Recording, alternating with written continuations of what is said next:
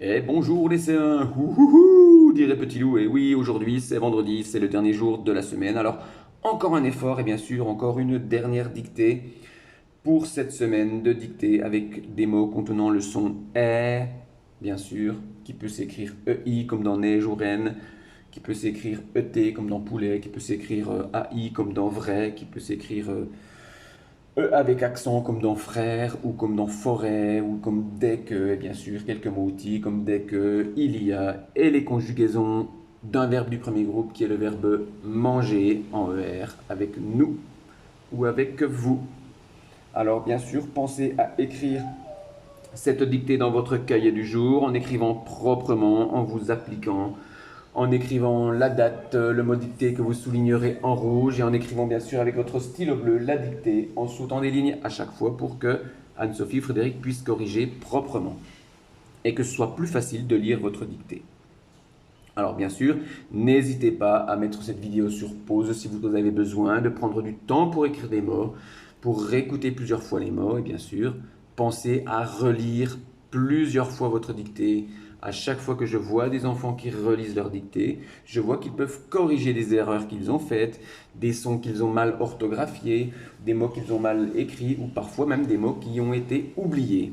Alors attention, je vous lis déjà cette dictée qui comporte deux phrases. C'est parti. Dès qu'il y a de la neige, virgule, vous allez en forêt avec ton frère et la reine. Point. Nous, virgule, pendant ce temps, virgule, nous mangeons du poulet. Allez, c'est parti. Concentrez-vous et écoutez bien.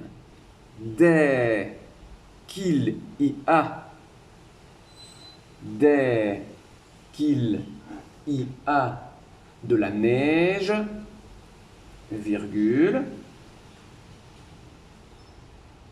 dès qu'il y a de la neige, virgule, vous allez, alors bien sûr j'ai dit vous allez, mais je fais la liaison. Vous écrirez vous allez. De toute façon, c'est la conjugaison du verbe aller qui se comporte comme la conjugaison d'un verbe du premier groupe en ER avec le pronom personnel vous, deuxième personne du pluriel.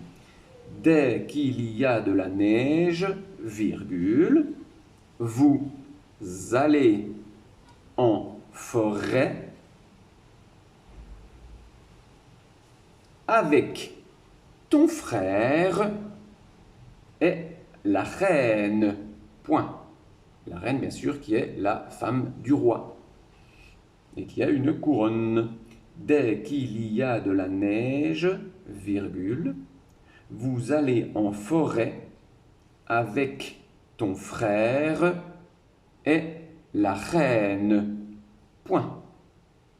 Dès qu'il y a de la neige, vous allez en forêt avec ton frère et la reine. Point. Nous, virgule, nous, virgule, pendant ce temps, alors attention au mot pendant puisqu'il y a deux fois le son en qui s'écrivent de façon différente, comme dans enfant par exemple.